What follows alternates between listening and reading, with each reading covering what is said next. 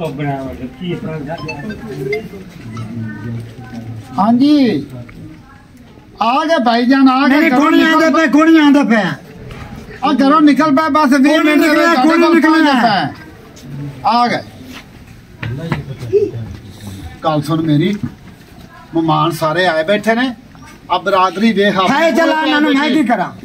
अब मैं 3-4 लाख खर्चा की खला लैटिंग लूटिंग दा ते वो भी की मेरे को पुछ के नहीं कीता ही मेरे को आ पर चलिए फिर मैं नहीं जांदे आ पुत्र इंज नहीं करीदा हुंदा कोई इज्जत होंदी है यार। मैं जबान दे बैठा ते तू चल यार सारे इंतजार करते जेड़ी जबान मैं दित्ती ओदा की करना है तेन मैं इशारे ते समझांदा था तू अही इशारा किया मैं खरे डेडे च पीड़ तू हां तू मेरी गल को समझी है ना आख्या भी मैं नहीं कराना तो मैं जबान ना मैं 7 दिन हो गए मोदे जबान दित्ती भी है। चल मेरी इज्जत रख जा यार चल मैं नहीं जाना ये आपे मैं कौन जाना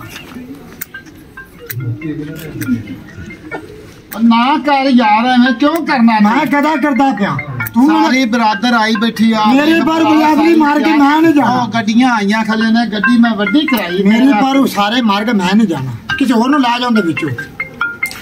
ना एवें कर चल मैं नहीं जाना बंदा चंगा लगदा जबान दित्ती नानू की आखन दे भी यार चल मैं नहीं जाना गड्डी वड्डी कराई तेरे वास्ते केड़ी फराडो मैं लेमो दिन ते जाना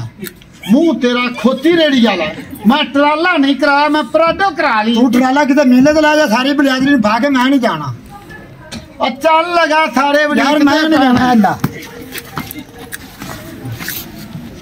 और नहीं इंज करीदा मैं किवें करदा वे मैं नहीं जाना मैं जदों आ दिता मैं नहीं जाना चल तू यार सारी बरादर वो भी इकट्ठे आप मेरी सारी बरादर इकट्ठी खर्चा वे 5-6 लाख खर्चा हो गया तो तू किसी गल ते आना ही नहीं पिया मैं नहीं जाना और चल छड़ रोला जिंदे नाल मेरे वादे ने ना उनदे मने मैनू लै चल तो मैं जाना नहीं तो मैं नहीं जाना और मैं आना रोला छड़ बड़ीक दे फिर मैं नहीं जाना तू नहीं जाना मैं नहीं जाना तू नहीं जाना मैं नहीं जाना मैं जाना मैं जाना मैं जाना